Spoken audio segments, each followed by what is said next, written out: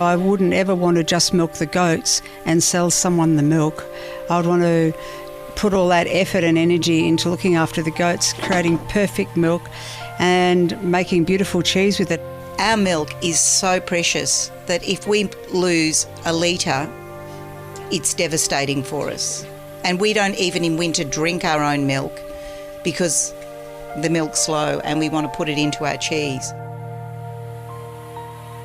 My name's Anne-Marie Monda and I'm a co-owner with my partner, Carla Meurs. We live and farm here at Sutton Grange and our cheese that we produce is Holy Goat cheese. This is The Producers. I'm Dani Valent. Holy Goat is one of Australia's longest running and most respected and enjoyed goat cheese producers. It's made at Sutton Grange, 204 acres of rolling granite plains in Dja Dja Wurrung Country. It's 150 kilometres north of Melbourne, 20 kilometres east of Castlemaine and 30 kilometres south of Bendigo. Carla Meurs and Anne-Marie Monda make fresh, rind-ripened and semi-hard cheeses that each tell their own story of milk quality, the health and happiness of the goat herd and the soils and pastures that support them.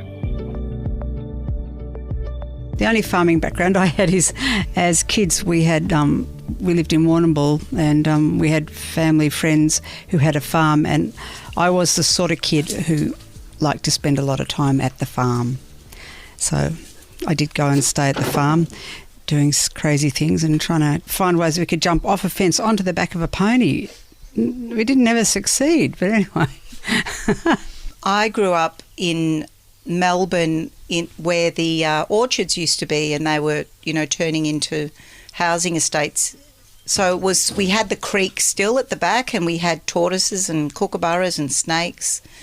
But I did have an interest in animals. I had ducklings, and then I did get goats when I was 16, and then I studied agriculture when I was 18 because, give me the girl when she's 7 and I'll show you the woman. And I think that's so true, because I thought, will I study accounting or will I study agriculture? What's more important, food and water? And even then I had a very powerful desire to do good with what I was going to do with my life. So I had goats then, and I always wanted a herd, and then studied agriculture for 4 years.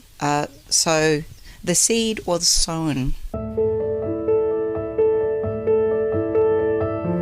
We have lived here for 22 years.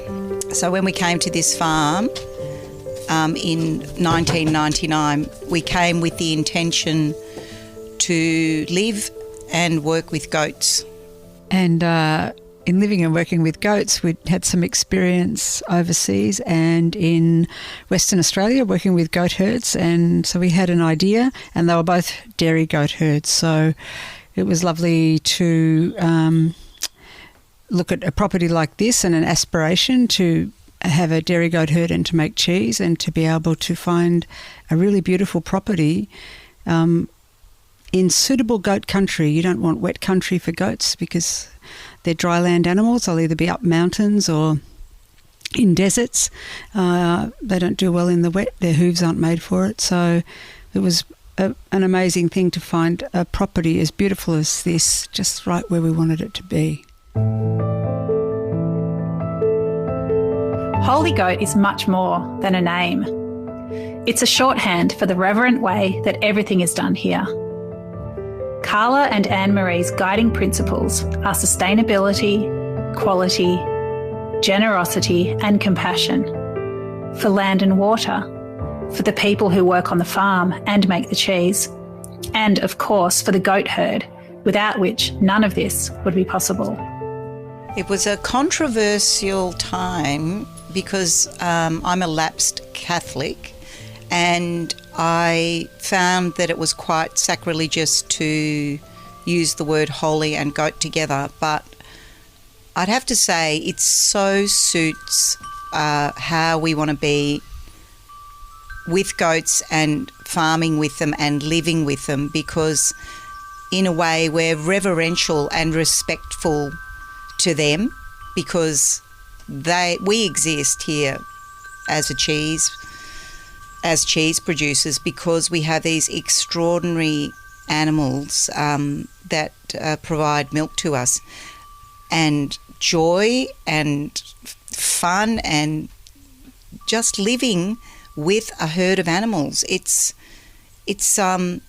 almost an archetypal experience, and we could be a Mongolian camel herders or yak herders, because basically every day we are with the goats and living that life. So Holy Goat does really underpin everything we feel for these beautiful animals.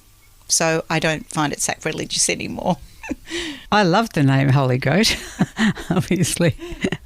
And part of it was because it's a bit cheeky, but also it's also very serious because actually, everything's sacred in a way. And so to say Holy Goat is to say in having a goat herd and making cheese and working with them, we respect them as really beautiful and wonderful beings. So in a way, it's a way of holding them sacred to say Holy Goat.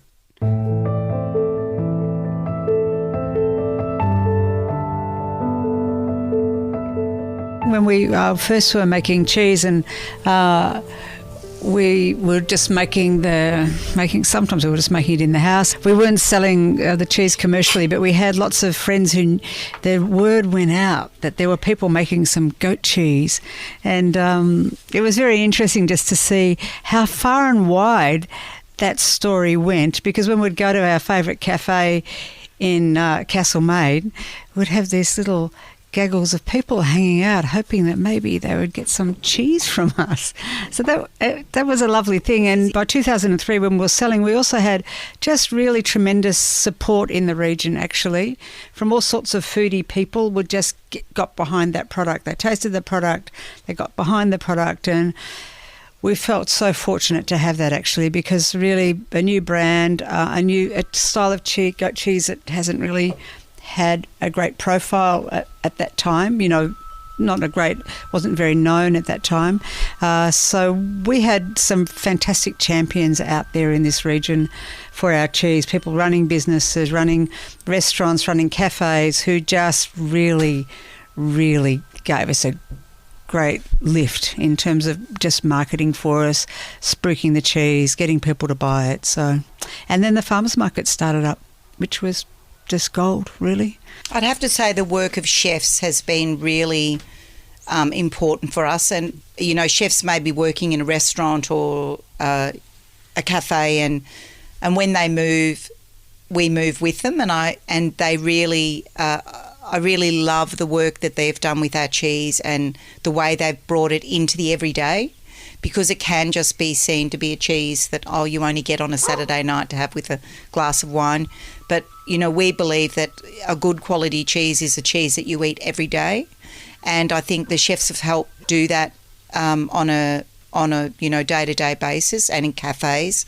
And certainly with the farmers markets that you mentioned, Carla, they have really allowed just the everyday person to have that as part of eating good quality food, good quality nutrient-dense food.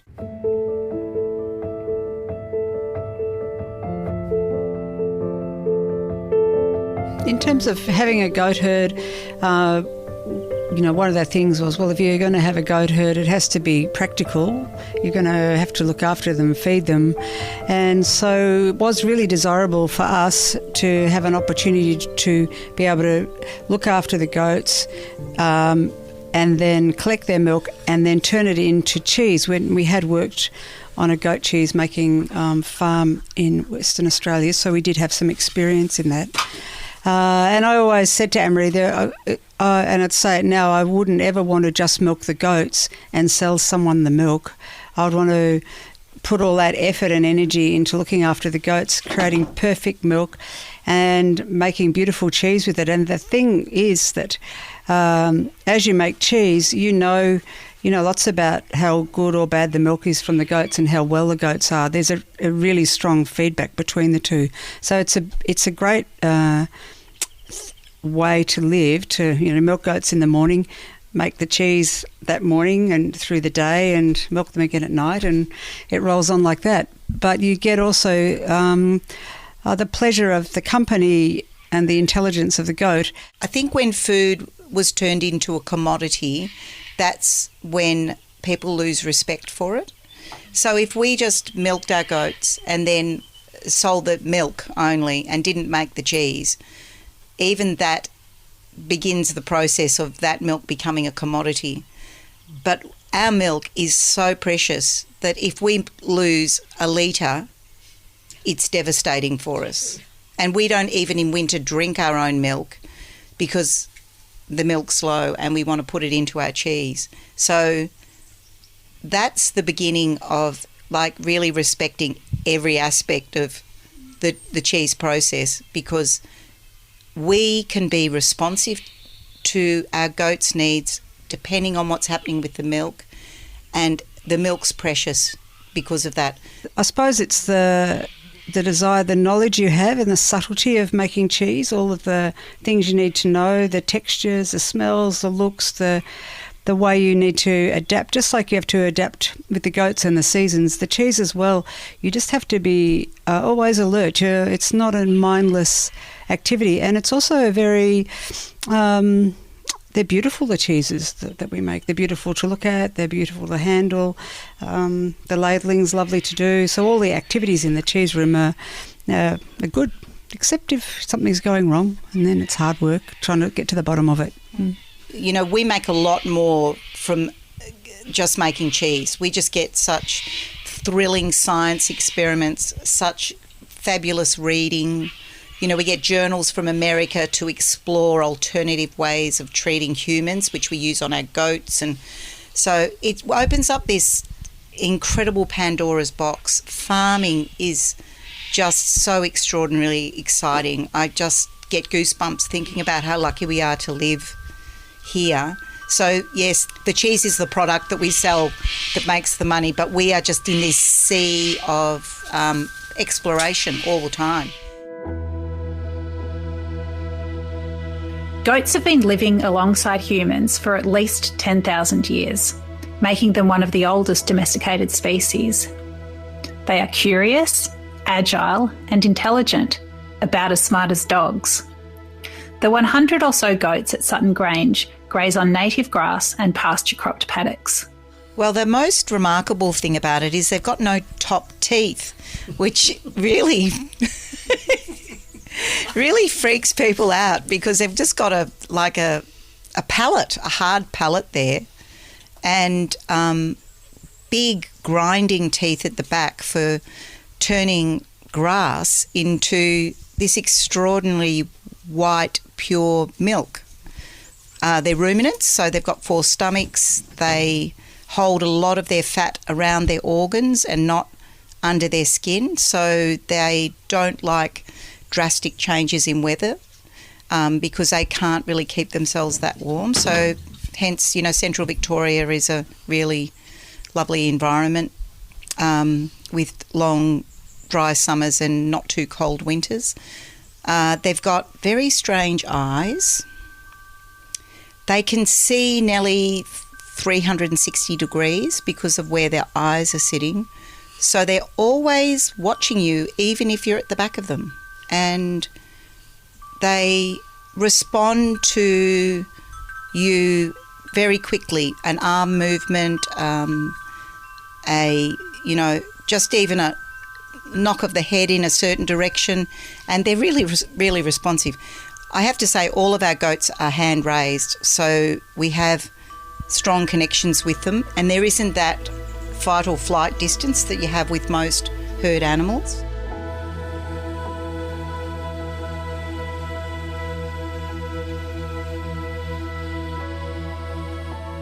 Well, we're at in the dairy at Holy Goat Cheese, and I've got all the young goats waiting to come up on the line, And as soon as we've got them all, because we've got we want to prioritise some of the youngest goats to get up first, because they've only just kidded recently, and so we don't want them getting bullied by anyone. So we're just waiting for that to come up. And Lydia's down the bottom, walking around the sheds looking for any other little ones that we've missed out, so they all get up first. We milk in the morning. Start at about 6 o'clock, and we milk at about 3:30 in the afternoon, twice a day. Their peak milk is in spring, coming into summer, but spring is the highest milk because it's just the natural cycle of spring. So now they're milking just over 2 litres each a day. But then it can be 4 litres or 6 litres or even 8 litres from individuals sometimes. So it's, but we don't push the goats. They kid when they're 2, and then they keep milking till they're 4. And at 4, we decide of the those 2-year-olds, when they're 4, which ones are really fantastic milkers and we'd like more kids from them. So they have a kid, and everyone else just keeps milking through. So some does are in a herd, and they're 10 years old, and they only ever had 1 kid when they were 2. So goats, if you keep asking for milk, will keep making milk. But apparently that's actually also true of cows. The house cow didn't have calves every year. Out on the farm, she just kept milking because people kept milking her. So a bit like wet nurses can keep lactating and feed lots of babies. Yeah, they're very interested in everything going on, and everything that's to their interest, and they like their little routine. So these goats will all crowd around Lydia there because they know she's going to open the gate and they're meant to be first. And she's trying to get them first as best she can. So here they go. And they're pretty enthusiastic as they run up on the line. So noise you can hear running on up they go. Well, they like being milked also because there is a pretty nice little mix of food there that we mix up ourselves. We make a mix twice a day in their little feeder, so that's pretty good too. Otherwise, some of the old girls probably wouldn't bother coming up, I don't think. The young ones probably would. They want to get rid of their milk, but some of them would think, stay lying in the shed. We spend a lot of time just checking on all of the goats. If someone's got a snotty nose, we give them some cinnamon and turmeric and vitamin C mix, things like that. And so and at night usually things are pretty smooth, unless we've got someone we're watching out for, and then we might look out for them. We might treat them with something, but mainly homeopathics and herbs and spices, actually. It's so cheap, but it works.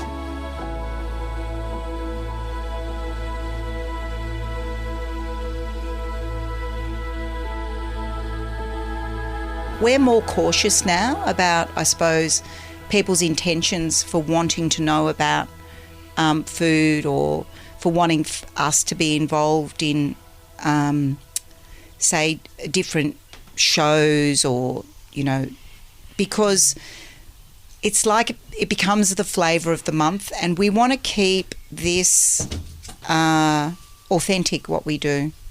We don't want it to be just commodified in a different way where we just sell the milk, but also that it's not authentic. And I think in that, Anne-Marie, it's also we don't want to become personally part of the commodity package, because sometimes it'd be, you need to go and you need to be there to do this and do this. And I think actually, no, I don't. I need to be here looking after this farm, looking after these goats, looking after our team, living this life. Yeah. It doesn't go beyond that. But there's always a little bit of a pressure to, if you've got a cheese with some status, that you become a little bit of a weirdy celebrity person that people want to see, and you to go here and there and turn up at things. And a little bit of that happened here and there, and we've just realised it's just not the thing we're going to do, and we can just be clear about that. It's just fine. Other people do that work. They're terrific at it, and they probably really enjoy it as well.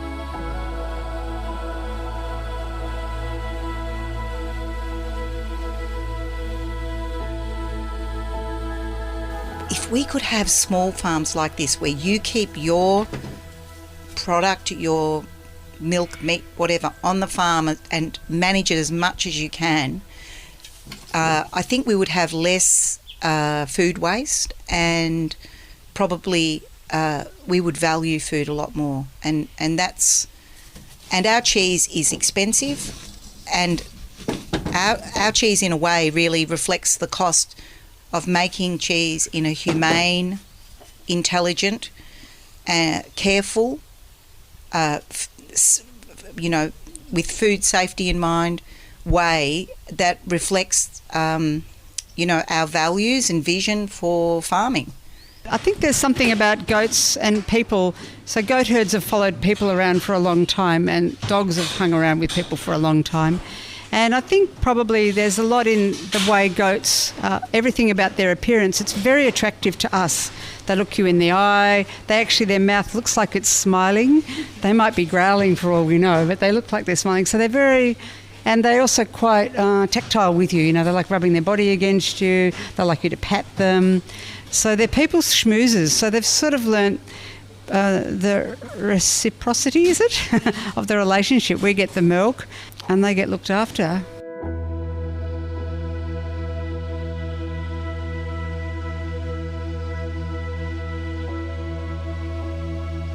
I would like to think that when people come to Castlemaine or Bendigo or Daylesford, they want to eat the local cheese.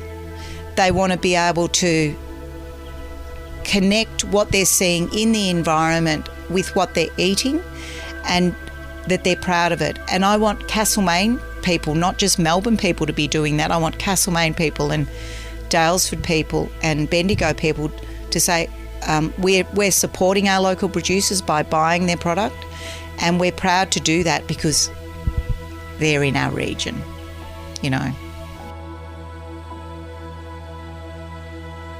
The more we have that concept of terroir and what granite soil means to making goat cheese like this, and what this climate does to make the goat cheese, and all the things that terroir means, that grows regionality. That really grows regionality. So I think the more that we attach where the food comes from to the food, and if we can continue to do that in the region, which I think is happening more and more, that's the direction I hope we continue to grow in. Not detachment about this. Like every time you eat a beautiful piece of lamb, we need to be thanking that animal for that beautiful lamb. And every time we eat a beautiful piece of cheese, to just reflect on the amount of work and dedication that goes into producing that food. So if our region embraces that and continue, and it has to a degree, I think that makes me proud to be part of this region.